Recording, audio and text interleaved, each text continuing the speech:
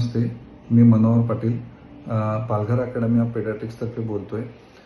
Complementary feeding म्हणजेच पूरक आहार त्याबद्दल 6 महिने आपण बाळाला फक्त आणि फक्त अंगावरचं दूध देतो। त्यानंतर बाळाच्या शारीरिक आणि मानसिक वाढीसाठी जे काही आपण बाहेरचं घरी बनवलेलं जे अन्न सुरू करतो त्याला कॉम्प्लिमेंटरी फीडिंग किंवा पूरक आहार असं म्हणतात।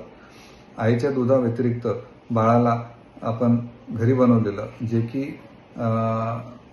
सेमी सॉलिड म्हणजे पूर्णपणे पातळ आहार न देता त्याला सेमी सॉलिड द्यायला पाहिजे, जे की त्याच्या शरीराच्या वाढीसाठी आवश्यक असतं आणि ते जे की फ्रेश पाहिजे, होममेड पाहिजे आणि आईच्या दुधाला पूरक पाहिजे, म्हणून त्याला पूरक आहार म्हणतात।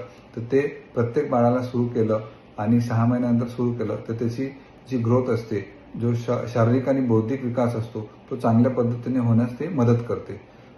धन्यवाद।